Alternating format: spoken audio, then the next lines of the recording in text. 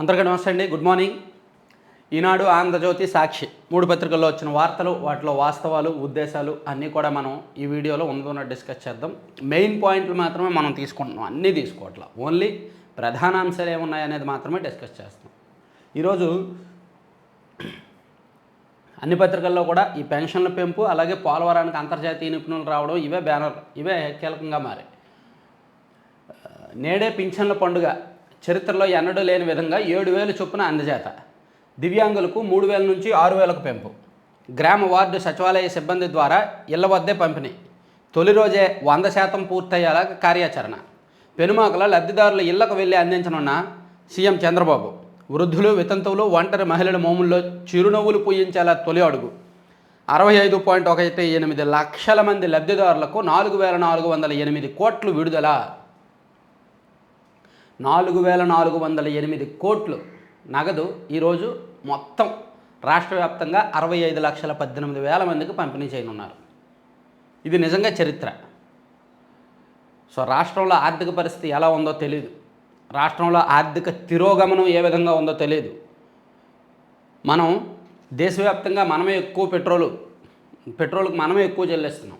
దేశవ్యాప్తంగా మద్యం ధరలు మన దగ్గరే ఎక్కువ, దేశవ్యాప్తంగా రిజిస్ట్రేషన్ ఛార్జీలు. సో గత ప్రభుత్వ నిర్వాకాలు, ఆ పాపాలు వెంటాడుతున్నాయి, ఇంకా కొన్నాళ్ళు వెంటాడతాయి. కానీ ఈ ప్రభుత్వం కూడా ఖచ్చితంగా సంక్షేమాన్ని పెంచాల్సిన పరిస్థితి, తప్పనిసరి పరిస్థితి.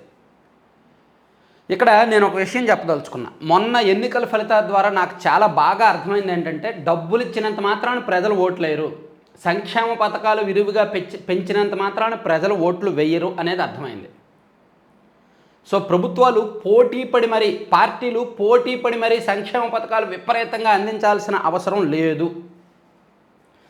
అంతకుముందు ప్రభుత్వం 2019 ఎన్నికల ఫలితాలు చూసినా అదే అర్థమైంది, 2024 ఎన్నికల ఫలితాలు చూసినా అదే అర్థమైంది. 2019 నాటికి కూడా చంద్రబాబు గారు పథకాలు బాగానే పెంచారు. 200 ఉన్న పెన్షన్ని 2,000 చేశారు. చంద్రన్న భీమాని ఎవరైనా చనిపోతే 5 లక్షలు ఇచ్చారు స్పాట్లో. అలాంటి ఎన్నో పథకాలు ఇచ్చారు. రంజాన్ తోఫా, క్రిస్మస్ తోఫా, అలాగే విదేశీ విద్య, అది ఇది చాలా ఇచ్చారు. ఈవెన్ జగన్మోహన్ రెడ్డి గారు చాలా పథకాలు ఇచ్చారు. అమ్మఒడి ఇచ్చారు, చాలా పథకాలు ఇచ్చారు, రైతు భరోసా లాంటివి చాలా పథకాలు ఇచ్చారు. ప్రభుత్వ పథకాలు అలాగే ఎన్నికల్లో కూడా డబ్బులు ఇస్తున్నారు. ఎన్నికల్లో ఓటుకి ఇంతని ఇస్తున్నారు. అంటే ప్రజలు ఎంత షార్ప్గా, ఎంత తెలివిగా ఉన్నారో చూడండి. సంక్షేమ పథకాలు తీసుకుంటున్నారు, ఎన్నికల్లో పంచిన డబ్బులు తీసుకుంటున్నారు, కానీ ఓటు మాత్రం వాళ్ళకి నచ్చిన వాళ్ళకే వేస్తున్నారు. అరే మీరు ఎంత ఇచ్చినా నాకు నచ్చిన వాళ్ళకి నేను ఓటు వేస్తానని ముందే ఫిక్స్ అవుతున్నారు. సో అందుకే నేను ఏమంటున్నానంటే, ఇంత భారీ ఎత్తున సంక్షేమ పథకాలు అమలు చేయడం మంచో చెడా అనేది నా వరకు, నా పర్సనల్ ఒపీనియన్ అయితే అంత మంచిది కాదు, రాష్ట్ర భవిష్యత్తుకు మంచిది కాదు. ఇంత భారీ ఎత్తున సంక్షేమ పథకాలు పోటీ పడి మరీ ప్రకటించడం, పోటీ పడి మరీ ఇవ్వడం. ఏమండి 2014 రాష్ట్ర విభజన సమయానికి మన పెన్షన్ ఎంత అండి? 200 అండి. పోనీ ఇప్పుడు ఒక 2,000, 2,500, 3,000 ఉందంటే ఓకే, కానీ ఇప్పుడు 4,000కి చేరింది. సో దీనివలన అంటే పూర్తిగా వికలాంగులు, పూర్తిగా వృద్ధులకి ఇవ్వచ్చు, కానీ దీనిలో చాలామంది పని చేసుకునే వాళ్ళు, సంపాదించుకునే వాళ్ళు కూడా ఉంటారు. కాబట్టి ఇంత భారీ ఎత్తున పోనీ ఓకే, పెన్షన్లు అనేది ఓకే, ఇంకా కొన్ని పథకాలు ఉన్నాయి. మరి ఇళ్లలో కూర్చొని తినండి రా బాబు, మేమే మీ ఇంటికి వచ్చి డబ్బులు ఇస్తాం అనుకునేలాంటి పథకాలు కొన్ని ఉన్నాయి. కాబట్టి సంక్షేమ పథకాల గురించి ఆలోచించినప్పుడు నాకు ఎప్పుడూ కూడా మీ పార్టీలు అనవసరంగా సంక్షేమ పథకాలు భారీగా ప్రకటిస్తున్నాయి, భారీగా ఇస్తున్నాయి, కానీ ప్రజలు ఓట్లు మాత్రం సరిగ్గా వేయరు. వాళ్ళు పరిపాలన మాత్రమే చూస్తారు, అభివృద్ధి చూస్తారు, పరిపాలన చూస్తారు, ప్రజాస్వామ్యం చూస్తారు, రాజ్యాంగం ఎలా అమలవుతుందనేది చూస్తారు, శాంతి భద్రతలు ఏ విధంగా ఉన్నాయనేది చూస్తారు. అనవసరమైన వివాదాలు, కులం చూసి కూడా ఓటేయరు జనం అనేది మొన్న అర్థమైంది. కులంకి ఓటేయరు, డబ్బులకు ఓటేయరు. సో రాష్ట్రం నాకు తెలిసి మన దేశంలో అత్యుత్తమ తెలివైన రాష్ట్రం మనదే అంటాను కదా, అందుకే అంట కులం చూసి ఓట్లేలా, డబ్బులు చూసి ఓట్లేలా. కులం చూసి ఓట్లేసినా వైసీపీ గెలిచేది, డబ్బులు చూసి ఓట్లేసినా వైసీపీ గెలిచేది. ఆ పేదలు పెత్తందారులు అనేది ఇచ్చింది. సో ప్రజలు చాలా షార్పు, చాలా తెలివైన వాళ్ళు. కాబట్టి వీళ్ళు సంక్షేమ పథకాలు అంత పోటీ పడి ఇవ్వాల్సిన అవసరం లేదు. కొంచెం క్రమేణా కట్ చేస్తే మంచిదని నేను అనుకుంటున్నా. కట్ చేస్తే మంచిది. అది మరి ఏ విధంగా కట్ చేస్తారనేది ఆలోచించాలి. అంత మంచిదైతే కాదు, రాష్ట్ర భవిష్యత్తుకు మంచిది కాదు. ఈ డబ్బులు పోలవరం ప్రాజెక్టు కట్టడానికి వాడండి.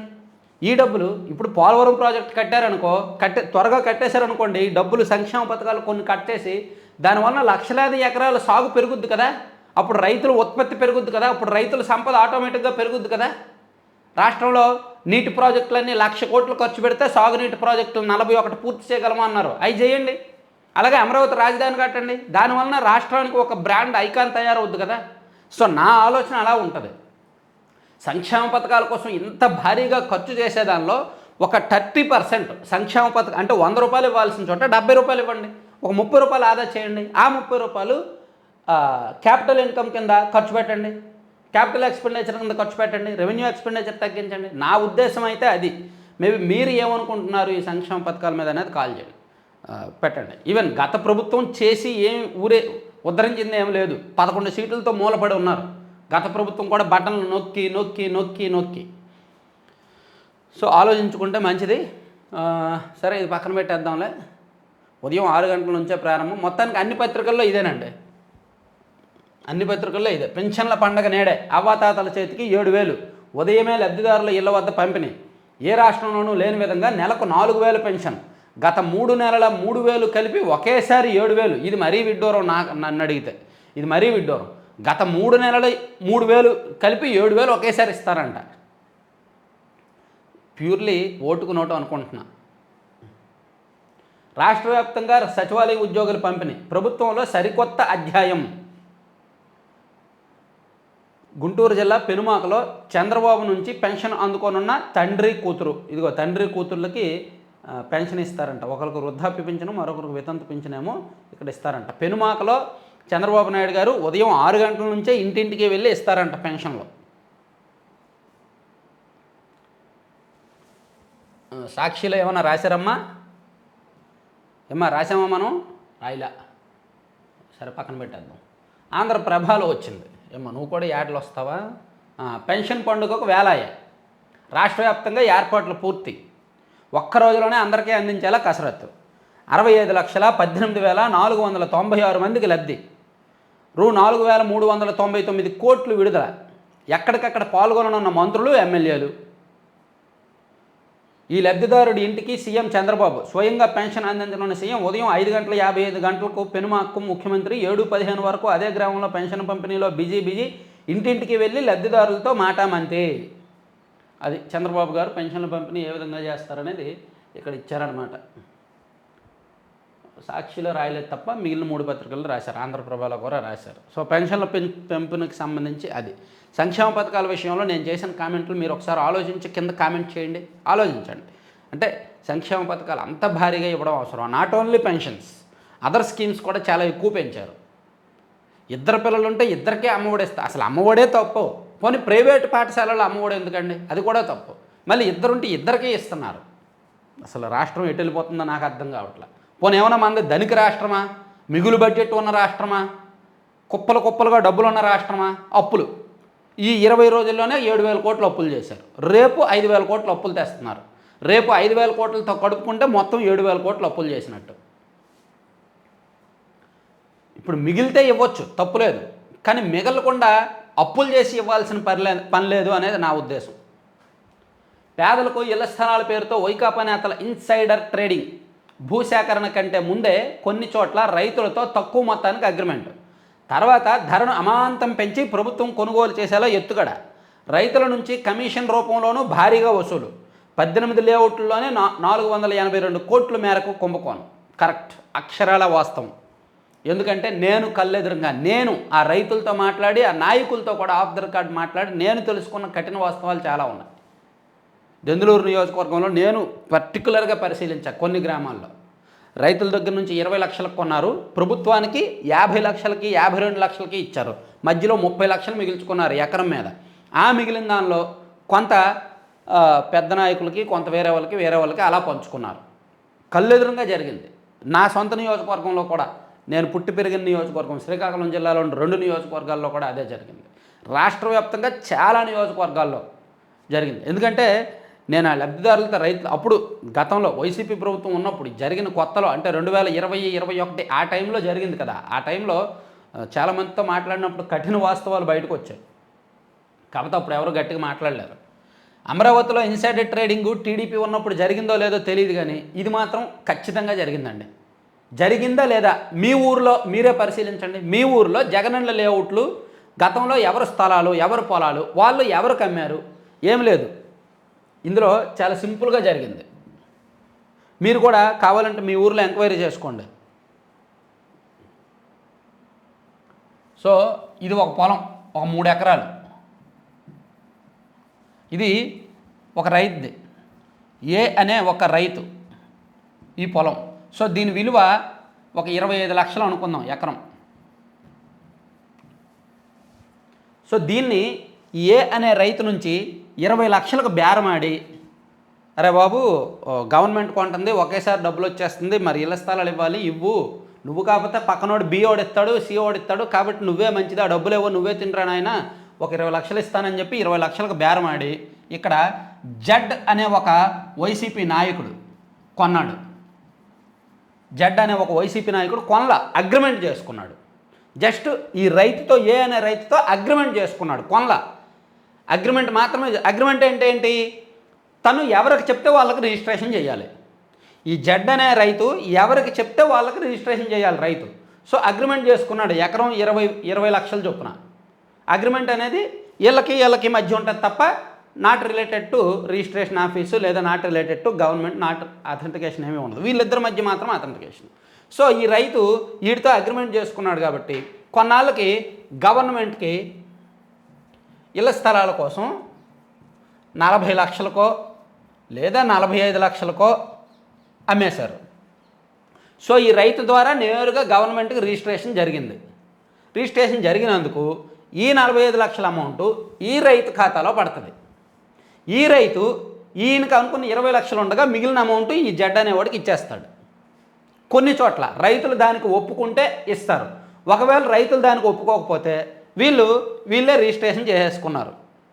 రిజిస్ట్రేషనే చేసేసుకున్నారు.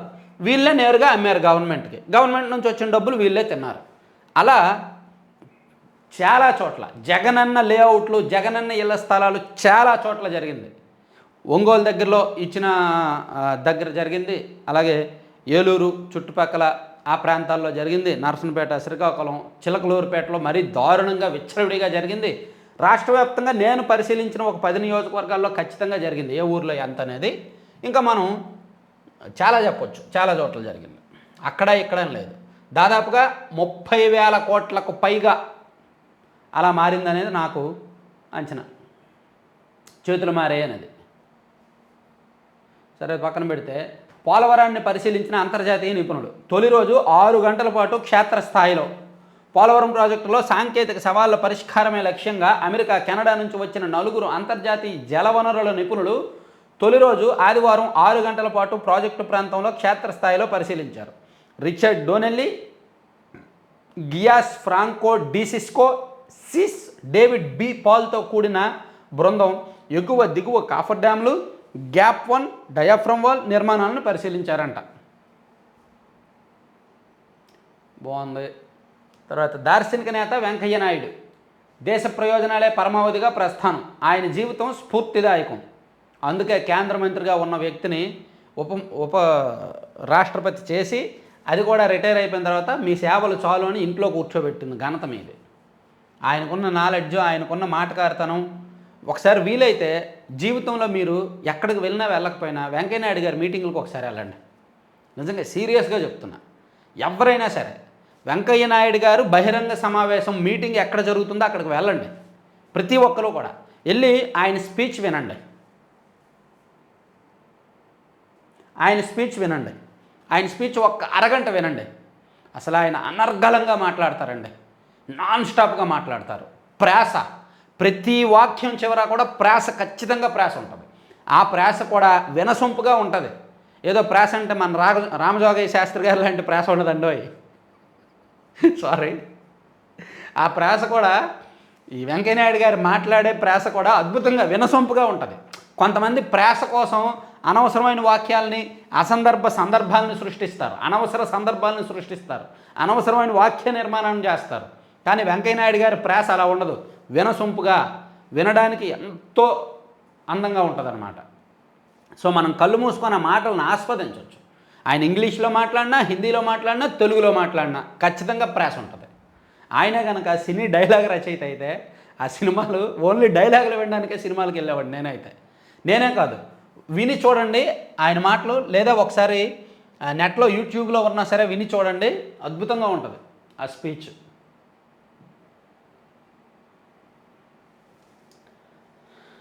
కొన్ని వెబ్సైట్లు ఇంకా వైకాపా రంగుల్లోనే మార్చాలని ఆదేశాలున్న బేఖాతరు, పలువురు ఉన్నతాధికారులపై విమర్శలు. మార్చేస్తారులేండి, కొంచెం టైం ఇవ్వండి ఈనాడు వారు, టైం ఇవ్వండి. అరకు కాఫీ అద్భుతం, మన్ కీ బాత్లో ప్రత్యేకంగా ప్రస్తావించి ప్రశంసించిన ప్రధాని మోదీ. ఆ రుచిని ఆస్వాదించాలని దేశ ప్రజలకు పిలుపు. అరకు కాఫీని నిన్న ప్రధానమంత్రి మోదీ గారు కొనియాడారు. సో మీతో కలిసి మరో కప్పు ఆస్వాదించేందుకు ఎదురు చూస్తున్నానని చెప్పి చంద్రబాబు గారు రీట్వీట్ చేశారంట. వైకాపా గుత్తేదారులకు నామినేషన్లలో కోట్ల పనులు. నాగార్జున విశ్వవిద్యాలయం మాజీ వీసీ తీరిది. కోట్లలో పనులు నామినేషన్ల రూపంలో ఇచ్చేశారంట. వితౌట్ ఎనీ టెండర్స్ నామినేటెడ్గా ఇచ్చేశారు. యాక్చువల్లీ 5 లక్షలు దాటితే నామినేషన్లో ఇవ్వడానికి వీల్లేదు, కానీ వీళ్ళు కోట్ల విలువైన పనులు కూడా నామినేషన్లో ఇచ్చేశారంట. ఏయూ మాజీ వీసీ ప్రసాద్ రెడ్డిని నమ్మి మోసపోయాం, న్యాయం చేసి ఆదుకోండి. ఆంధ్ర విశ్వవిద్యాలయం మాజీ వీసీ ఆచార్య ప్రసాద్ రెడ్డి తమను నమ్మించి లక్షల్లో మోసం చేశారంటూ అభ్యుదయ గ్రామీణ రాష్ట్ర కమిటీ అధ్యక్షురాలు దేవకీదేవి అనే మహిళ వాపోయారు. ఆమె ఆదివారం విశాఖలో విలేకరులతో మాట్లాడారు. 4 ఏళ్ల క్రితం ఆంధ్ర విశ్వవిద్యాలయం ఇంజనీరింగ్ కళాశాల మైదానంలో డ్వాక్రా బజార్ ఏర్పాటుకు అప్పటి ఏయూవీసీ ప్రసాద్ రెడ్డిని సంప్రదించాం. అందుకు ఆయన అంగీకరించి ఏయూ ఉన్నత పాఠశాల మైదానం అప్పగించారు. మైదానాన్ని 8 లక్షలతో బాగు చేయించాం. తర్వాత బజార్ ఏర్పాటుకు ఏయూకు 18 లక్షల చెక్కులు అప్పటి రిజిస్ట్రార్కి అందించాం. డ్వాక్రా బజార్కు అవసరమయ్యే 50 లక్షల సామగ్రి కొనుగోలు చేసి మైదానానికి తీసుకొచ్చి పెట్టాం. ఈలోగా రాజారెడ్డి అనే వ్యక్తి వచ్చి తాను ఎగ్జిబిషన్ పెడతానని మైదానం తీసుకున్నారు. లక్షలు పోగేసి ఇచ్చి మోసం చేశారంట. విజయవాడ హైవేపై ఎన్హెచ్ఏఐ టోల్ వసూళ్లు ప్రారంభం. ఏడాది ముందే బాధ్యత నుంచి వైదొలగని సీఎంఆర్. మంచిది. చుక్ బండి పట్టాల నుంచి వెళ్తుందండి, జాగ్రత్తగా వెళ్ళండి. న్యాయ వ్యవస్థలో మార్పులు రావాలి, దేశ హితం కోసమే కొత్త న్యాయ చట్టాలు. కేంద్ర మంత్రి కిషన్ రెడ్డి. మర్చిపోయాను, ఇవాళ నుంచి కొత్త చట్టాలు కదా, రాశారా లేదా? ఇవాళ నుంచి ఇంకా ఐపీసీ ఉండదు, సిఆర్పిసి ఉండదు, ఇంకంతా బిఎన్ఎస్, భారత న్యాయ సంహిత. ఆ కొత్త చట్టాల మీద నేను సెపరేట్గా ఒక వీడియో చేస్తాను. దార్శనిక నేత వెంకయ్య నాయుడు, దేశ ప్రయోజనాలు, ఓకే అది చెప్పుకున్నాము. విశాఖ నుంచి ఉచిత బస్సు పథకాన్ని ప్రారంభిస్తాము, రాష్ట్ర రవాణా శాఖ మంత్రి రాంప్రసాద్ రెడ్డి. ఇది ఒకటి. ఉచిత బస్సు హామీ ఇచ్చారు, అది అమలవుతున్న రాష్ట్రాల్లో పరిశీలించవచ్చుగా. కర్ణాటక, తెలంగాణ లాంటి రాష్ట్రాల్లో ఒకసారి పరిశీలించవచ్చుగా. అసలు ఉచిత బస్సులో ఎవరు ప్రయాణం చేస్తున్నారు, అవసరం ఉన్న వాళ్ళు ప్రయాణం చేస్తున్నారా, అవసరం లేని వాళ్ళు ప్రయాణం చేస్తున్నారా, వాళ్ళు నిజంగా ఒకసారి పరిశీలిస్తే బెటర్. అది ఎంత మేరకు సక్సెస్ అయింది, దానివలన ప్రజలకేంటి ఉపయోగం. ఇప్పుడు ఎప్పుడైనా సరే మనం ఇచ్చే సంక్షేమ పథకాలు అన్ని వర్గాలకు ఉపయోగపడేలా ఉండాలి. సో ఉచిత బస్సు అనేది ఒకసారి పరిశీలిస్తే బాగుండేది. అక్రమాల్లో జగన్ తర్వాత పెద్దిరెడ్డి. వైకాపా పాలనలో జగన్ తర్వాత ఎక్కువ అక్రమాలకు పాల్పడింది, అధిక మొత్తంలో అక్రమార్జన కూడబెట్టింది పెద్దిరెడ్డేనని మంత్రి రాంప్రసాద్ రెడ్డి ధ్వజమెత్తారు. తప్పండి, అలా అంటే మిగిలిన వాళ్ళు ఫీల్ అవుతారు. విజయసాయి రెడ్డి గారు, తర్వాత సజ్జల రామకృష్ణారెడ్డి గారు, చెవిరెడ్డి భాస్కర్ రెడ్డి గారు, వీళ్ళందరూ ఫీల్ అవుతారు. తప్పల, ఒక్కరికే ఆ సర్టిఫికేట్ ఇవ్వకూడదు. క్రీడా సంఘాలపై ప్రత్యేక దృష్టి సారిస్తాం, ఉప ముఖ్యమంత్రి పవన్ కళ్యాణ్. రాష్ట్ర ప్రభుత్వం క్రీడా సంఘాలపై ప్రత్యేక దృష్టి సారిస్తుందని, క్రీడలకు తప్పకుండా వైభవం తీసుకొస్తామని ఉప ముఖ్యమంత్రి పవన్ కళ్యాణ్ భరోసా ఇచ్చారు. గత ప్రభుత్వ హయాంలో రాష్ట్రంలోని క్రీడారంగం అధోగతి పాలైందని. ఎందుకు, క్రీడలు ఆడారుగా, కొంతమంది కొన్ని క్రీడలు ఆడారులే. రాజధాని సీడ్ యాక్సెస్ రహదారి నిర్మాణానికి చర్యలు వేగవంతం. క్షేత్రస్థాయిలో పరిశీలించిన రెవెన్యూ 7 విద్యార్థులు 7 టీచర్లు. ప్రజా సమస్యలపై పరిష్కారానికి తెదేపా టోల్ ఫ్రీ నెంబర్ అంట, 7306299999 అనే నెంబరు. ఈ నెంబర్కు ఫోన్ చేసి ఇబ్బందులు సమస్యలు ఏమైనా ఉంటే తెలియజేస్తే అవసరం కొద్దీ తీవ్రమైన సమస్య అయితే చంద్రబాబు గారిని కలిసే ఏర్పాటు చేస్తారంట. కానీ అది కలవట్లేదు అని కొంతమంది ఆల్రెడీ చెప్తున్నారు, ఆ నెంబరు కలవట్లేదు సరిగ్గా అని. ఇదండి కొత్త న్యాయ చట్టాలు. ఏ పోలీస్ స్టేషన్లో ఫిర్యాదు చేసినా కేసు నమోదు చేయాల్సిందే. నేరం జరిగిన ప్రాంతం తమ పరిధిలోకి రాదంటూ నిరాకరించే వీలు లేదు. అత్యవసర పరిస్థితుల్లో ఉన్న బాధితుల నుంచి ఫిర్యాదు అందితే 0 FIR కట్టాల్సిందే. జూలై 1 నుంచి అమల్లోకి వచ్చిన కొత్త చట్టాలతో వెసులుబాటు. ఇకపై ఐపీసీకి బదులు బిఎన్ఎస్ సెక్షన్ల కింద కేసులు నమోదు. ఇక మీదట ఇండియన్ పీనల్ కోడ్ ఉండదు, భారతీయ న్యాయ సంహిత ఉంటుంది. ఇక మీదట సిఆర్పిసి ఉండదు. దానికి కూడా ఏం పేరు పెట్టారు, సిఆర్పిసి, క్రిమినల్ ప్రొసీజర్ కోడ్, అది కూడా అమల్లో ఉండదంట. దానిలో కూడా కొత్త తీసుకొచ్చారు. మహిళలు చిన్నారులపై జరిగే నేరాల దర్యాప్తు 2 నెలల్లోనే పూర్తి చేయాలి. సో ఇవి ప్రజలకు చాలా ఉపయోగమైనవి. ఎప్పుడో బ్రిటిష్ కాలం నాటి చట్టాలు, కేసులు, సెక్షన్లు అవి కొట్టిపడేసి పక్కన పెట్టేసి కొత్త సెక్షన్లు, కొత్త చట్టాలు అవన్నీ తీసుకొచ్చారనమాట. ఇది మంచిదే. నేను దీని గురించి సెపరేట్గా ఒక వీడియో చేస్తానండి. తర్వాత పొంగనూరులో ఉద్రిక్తత, ఎంపీ పర్యటన నేపథ్యంలో కూటమి నిరసనలు, మిథున్ రెడ్డిని గృహ నిర్బంధం చేసిన పోలీసులు. సో మిథున్ రెడ్డి గారు పొంగనూరు నియోజకవర్గానికి వెళ్దాం అనుకున్నారు. మీరు వద్దు, మీరు రావద్దు, మీరు గతం 5 ఏళ్లలో ఎన్నో పాపాలు, అరాచకాలు చేశారు అని చెప్పి అక్కడ కూటమి నాయకులు ఆందోళన చేయడంతో పోలీసులు అతను గృహ నిర్బంధం చేశారనమాట. కార్పొరేషన్ ఖాతాలు ఖాళీ, భారీగా నిధులు మళ్లించేసిన వైకాపా ప్రభుత్వం. నగరపాలక సంస్థల్లో 14,831 కోట్లు బిల్లులు పెండింగ్ అంటండి. బాబా. రాష్ట్ర పునర్నిర్మాణంలో భాగస్వాములు కావాలి, పరిశ్రమలు స్థాపించి యువతకు ఉద్యోగాలు కల్పించాలి. మేరీల్యాండ్లోని ప్రవాసాంధ్రుల పిలుపు. రాష్ట్ర పునర్నిర్మాణంలో వివిధ దేశాల్లో స్థిరపడ్డ తెలుగువారు భాగస్వాములు కావాలని అమెరికాలోని మేరీల్యాండ్కు చెందిన ప్రవాసాంధ్రులు పిలుపునిచ్చారు. సో ఇది రాష్ట్ర పునర్నిర్మాణం అనే అంశం సంబంధించి, అలాగే ఉత్తరాంధ్ర అనే డెవలప్మెంట్కి సంబంధించి నేను మన ఛానల్ ఆధ్వర్యంలో విశాఖపట్నంలో ఒక మీటప్ పెడతాను. విశాఖపట్నంలో మీటప్ ఉంటుంది. అది ఎప్పుడు అనేది నేను చెప్తాను. జూలై 15వ తేదీ తర్వాత ఉంటుంది మీటప్. దాని వివరాలు పూర్తిగా ఇస్తాను. విశాఖపట్నంలో మీటప్. అంశాలు ఇవే: రాష్ట్ర పునర్నిర్మాణం, అలాగే మన ఛానల్ సంబంధించి ఎటువంటి కంటెంట్ ఇంకా ఏం కోరుకుంటున్నారు, ఈ కొత్త ప్రభుత్వం, ఈ కొత్త దీనిలో మన ఛానల్ ఎలా వెళ్తే బాగుంటుంది, అలాగే రాష్ట్రం ఎటువంటి కొత్త కార్యక్రమాలు కావచ్చు, పునర్నిర్మాణం, రాజధాని, ఉత్తరాంధ్ర అభివృద్ధి, ఇదంతా ఎలా చేయొచ్చు, ఇవన్నీ కూడా సలహాలు, సూచనలు స్వీకరించడానికి, డిబేట్స్ మనం మాట్లాడడానికి ఒక మీటప్ పెడుతున్నాను అనమాట. ఉత్తరాంధ్ర విశాఖపట్నంలో ఉంటుంది. విశాఖపట్నంలోనే ప్లాన్ చేస్తున్నాను. ఆ 3 జిల్లాల వాసులు కూడా రావచ్చు. సో ఇంట్రెస్ట్ ఉన్న వాళ్ళు నాకు నా నెంబర్కి వాట్సాప్లో మెసేజ్ చేయండి. 7207071231 ఈ నెంబర్కి వాట్సాప్లో మెసేజ్ చేయండి. ఈ నెంబరు ఈ 2 రోజులు నా టీం దగ్గర ఉంటుంది, అంటే మా స్టాఫ్ దగ్గర ఉంటుంది. మా స్టాఫ్ రిప్లై ఇస్తారు. ఏమైనా ఇంపార్టెంట్ అయితే నేను లైన్లోకి వచ్చి నేను మాట్లాడతాను. ఉత్తరాంధ్రలో మీటప్ అనమాట. అది యాక్చువల్లీ ముందే చెప్పాల్సింది మర్చిపోయాను. సరే, అది పక్కన పెడితే, పిల్లలపై పిడుగు, ఫీజు రియంబర్స్మెంటు, వసతి దీవెన చెల్లింపులకు ఎసరు, అప్పు చేసైనా కట్టి తీరాల్సిందేనని యాజమాన్యాలు ఒత్తిడి.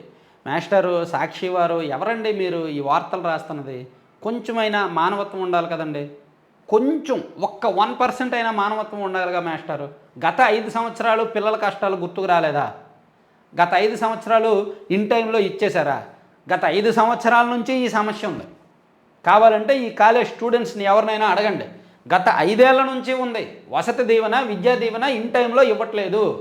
జగన్మోహన్ రెడ్డి గారు బటన్ నొక్కేది జూన్లో అయితే డబ్బులు పడేది ఆగస్టులో. ఈ మధ్యలో ఈ 2 నెలలు ఆ పిల్లలకి, తల్లిదండ్రులకి మానసిక వేదన. అలాగే అక్కడ ఫీజులు ఎక్కువ ఉంటాయి, వీళ్ళు తక్కువ ఇస్తారు, అది కూడా సరిపోదు. గత 5 ఏళ్ళగా ఈ సమస్య ఉంది. ఏదో ఇప్పుడే ఒక సమస్య వచ్చేసినట్టు రాసేస్తున్నారు వీళ్ళు. సర్టిఫికేట్లు చేతికి రాకపోవడంతో విద్యార్థుల అగచాట్లు. ఇన్నాళ్ళు సాఫీగా సాగిన విద్యారంగంలో ఒక్కసారిగా కుదుపు. సర్టిఫికేట్లు చేతికి రాకపోవడం, హాల్ టికెట్లు ఇవ్వకపోవడం, టీసీలు ఇవ్వకపోవడం అనేది ఇప్పుడు వచ్చిన సమస్య కాదు. ఈ 2024 జూన్లోనే వచ్చిన సమస్య కాదు. 2019 జూన్ నుంచి ఉంది ఈ సమస్య. అవునా కాదా అనేది కామెంట్ చేయండి. మరి ఇలాంటి వార్తలు రాస్తే ప్రజలు వాలీబాల్ టీం ఇచ్చేస్తారు. ఇంకా మీ క్రికెట్ టీం కూడా ఎవరు, వాలీబాల్ టీమే ఇస్తారు. షెడ్యూల్ ప్రకారం ఇవ్వాల్సిన 1300 కోట్ల ఫీజు రియంబర్స్మెంట్ను నిలిపివేసిన కూటమి ప్రభుత్వం. 2023-24 హాస్టల్ ఖర్చులు, మెస్ ఛార్జీల కింద ఇవ్వాల్సిన మరో 1100 కోట్లకు మంగళం. మొత్తం చెల్లించాల్సిన 2400 కోట్లు ఎగ్గొట్టే యత్నాలు. పాత పథకాల పేర్లు చెప్పి మార్చేసి డబ్బులు ఇవ్వకుండా పిల్లల భవిష్యత్తుతో చెలగాటం. లేదు, ఇస్తారు, టైం పడుతుంది. ఈ ఫీజు రియంబర్స్మెంట్లు ఎగ్గొట్టేస్తే పిల్లలకు కోపం ఉంటుంది, అది తెలుసు కదా. ఎగ్గొట్టేస్తారనే మాట లేదు, ఇస్తారు. కానీ మేబీ జూలైలోనో ఆగస్టులోనో ఇస్తారేమో. ఇది గతంలోనూ ఉన్న సమస్య. ఈ సర్టిఫికేట్లు ఇవ్వకపోవడము, టీసీలు ఇవ్వకపోవడము, హాల్ టికెట్లు ఇవ్వకపోవడం అనేది ఎప్పటి నుంచో ఉన్న సమస్య. ఎందుకంటే ఇన్ టైంలో గత ప్రభుత్వం కూడా డబ్బులు ఇవ్వలేదు, వీళ్ళు ఇవ్వలేదు. కాబట్టి వీళ్ళు అదంతా రాయరంతే. ఇదే సాక్షిలో గత 5 ఏళ్ళుగా ఈ సమస్య ఉందని రాయమనండి, మరి కొత్త ప్రభుత్వం అయినా స్పందించాలని రాయమనండి, బాగుంటుంది. గత 5 ఏళ్ళ గతంలో ఈ సమస్య ఉంది, కొత్త ప్రభుత్వం ఆ సమస్య లేకుండా చూసుకోవాలి. నేరుగా కాలేజీ యాజమాన్యాలతో మాట్లాడి ఈ కొత్త ప్రభుత్వం ఫీజు రియంబర్స్మెంట్లో మార్పులు తీసుకురావాలి. తల్లిదండ్రుల ఖాతాలకు వేయడం కాదు, నేరుగా కాలేజీ ఖాతాలకు వేయాలి. అరే బాబు, మేము మీ అకౌంట్లో డబ్బులు వేస్తాం, సో మీరు అప్పటి వరకు పిల్లలకి సర్టిఫికేట్లు ఇవేం ఆపొద్దు, మీరు ఇచ్చేయండి. హాల్ టికెట్ ఇచ్చేయండి, టీసీలు అడిగితే టీసీలు ఇవ్వండి, సర్టిఫికేట్లు అడిగితే సర్టిఫికేట్లు ఇవ్వండి. వాళ్ళకి అసలు ఆగడానికి వీల్లేదు. అలా ఆపితే మీ కాలేజీ గుర్తింపు రద్దు చేస్తామని చెప్పి కాలేజీలకి వార్నింగ్లు ఇవ్వండి. ఇచ్చి ఆ ఫీజు రియంబర్స్మెంట్ డబ్బులన్నీ కాలేజీల ఖాతాల్లో వేయండి. అది కొత్త ప్రభుత్వం తీసుకోవాల్సిన తక్షణ చర్యలు. సో కాలేజీలు ఒక 1 మంత్ లేట్ అయితే అవుద్ది. ఫీజు రియంబర్స్మెంట్లో జరిగిన స్కాములు అన్నీ ఇన్ని కాదు, అవన్నీ బయటకు తీసుకొస్తామని చెప్పండి. పెట్టరేకపోతున్న టీడీపీ, వైఎస్ఆర్సీపీ నేతల కార్యకర్తలే లక్ష్యంగా కొనసాగుతున్న దాడులు, ఆస్తుల విధ్వంసాలు, శిలాఫలకాల తొలగింపు, వైఎస్ఆర్ విగ్రహాల విధ్వంసం అంట. పొంగనూరుకు వెళ్ళకూడదంటూ పెద్దిరెడ్డి, మిథున్ రెడ్డిలపై ఆంక్షలు. టీడీపీ తరపున వకాల్తా పుచ్చుకొని అడ్డుకున్న పోలీసులు. అవును, గతంలో వైసీపీ తరపున వకాల్తా, ఇప్పుడు టీడీపీ తరపున వకాల్తా, తప్పదు కదా. హోంమంత్రి సొంత నియోజకవర్గంలో 2 మహిళల దుస్తులు చింపేసి దాడి. ఆళ్లగడ్డలో పోలీస్ స్టేషన్ సాక్షిగా రెచ్చిపోయిన టీడీపీ కార్యకర్తలు. సీఐ ఎదుటే ప్రేమికుడిని చితకబాదిన వైనం. కక్ష సాధింపుతో చూసి చూడనట్టు సీఎం చంద్రబాబు. రాష్ట్రంలో రావణ కాష్టం రగిలించడమే టీడీపీ ఉద్దేశం అంట. ఇదేం విష సంస్కృతి. పార్టీ ఆఫీసులు, ప్రభుత్వ భవనాలపై దాడులు సరికాదు, అవకతవకలుంటే చట్టబద్ధంగా చర్యలు తీసుకోవచ్చు. దౌర్జన్యాలు, బెదిరింపులకు దిగే సాంప్రదాయం కొనసాగకూడదు. మాజీ మంత్రి బొత్స. పోలవరం ప్రాజెక్టును పరిశీలించిన అంతర్జాతీయ నిపుణులు.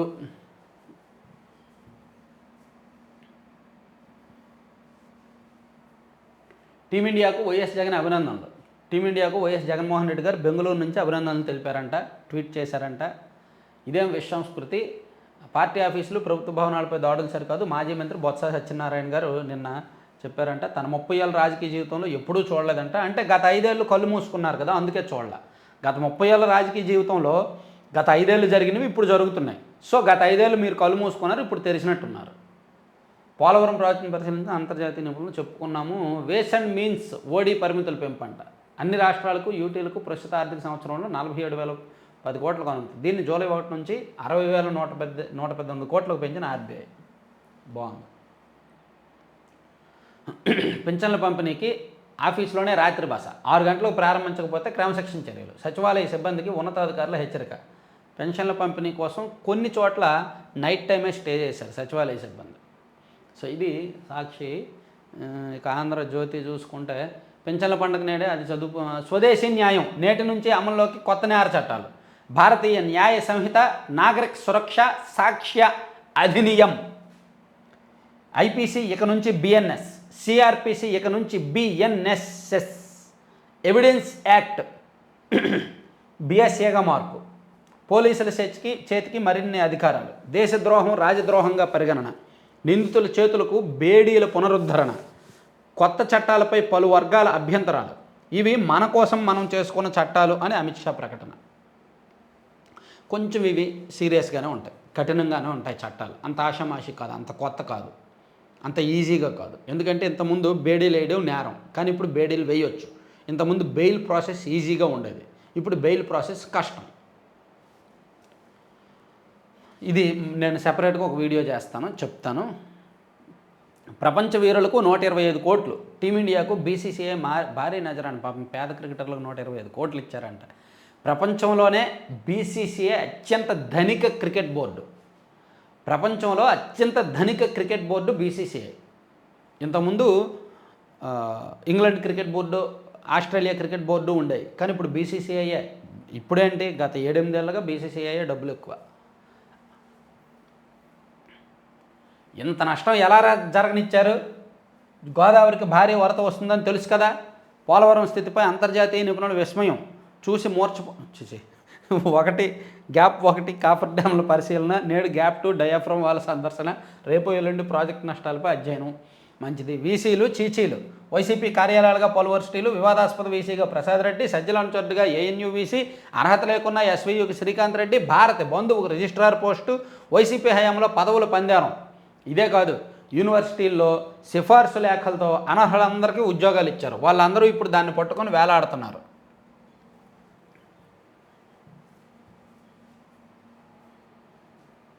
ఆంధ్రజ్యోతిలో ఎక్కువసేపు స్పెండ్ చేయట్లేదు అంటున్నారు. వార్తలు ఏమున్నాయి? వార్తలు ఏమైనా ఉన్నాయా? ఇదిగో జిల్లా వార్తలు వచ్చాయి. ఆంధ్రజ్యోతి మీరు ఎక్కువ చదవట్లేదు వీసీలు ఫీల్ అవుతున్నారు. క్రీడలకు పూర్వవైభవం. డిప్యూటీ సీఎం పవన్ కళ్యాణ్ భరోసా, నేడు సీఎం చంద్రబాబుతో చర్చిస్తానని హామీ. ఓకే, మంచిది. గత ప్రభుత్వంలో విధ్వంసం, కూటమి ప్రభుత్వంలో అభివృద్ధి సంక్షేమం, బీసీ వర్గానికి వన్నె తెచ్చాలే పని చేస్తా, రాష్ట్ర కార్యాలయంలో గ్రీవెన్స్ కోసం టోల్ ఫ్రీ నెంబరు, డబ్బు సంచులు రై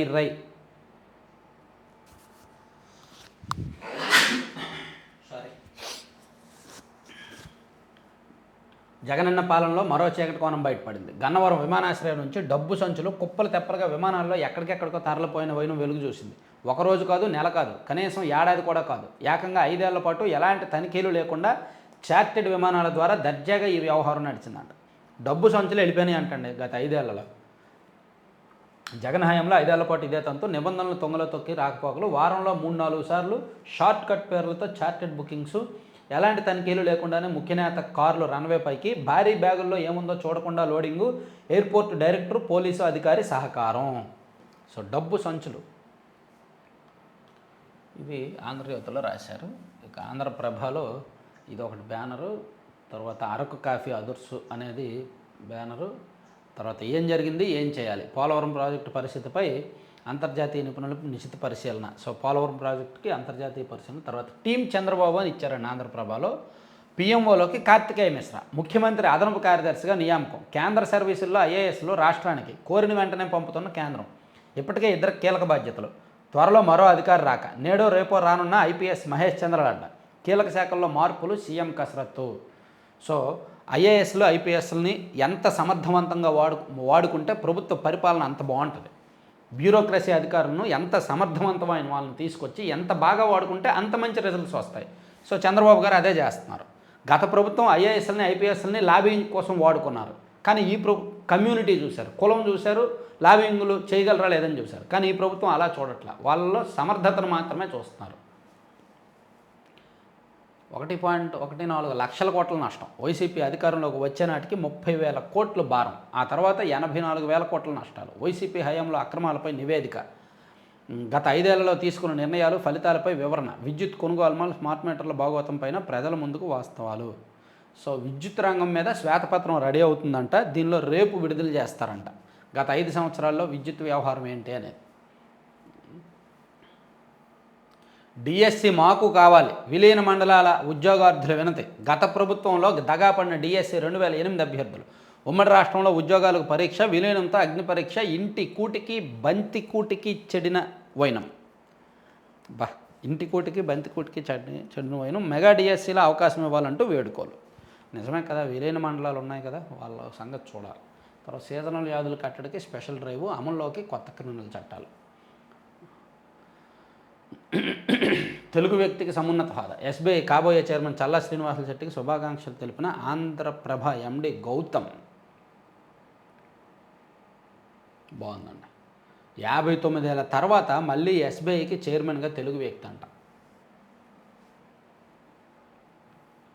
సో ఇవి 4 పత్రికల్లో వచ్చిన కీలకమైన వార్తలు. సో ఉత్తరాంధ్ర మీటప్కి సంబంధించి అజెండా చెప్పాను కదా, ఇంట్రెస్ట్ ఉన్న వాళ్ళు కామెంట్ చేయండి. అలాగే మా వాట్సాప్ నెంబర్కి వాట్సాప్ పంపించండి. Thank you.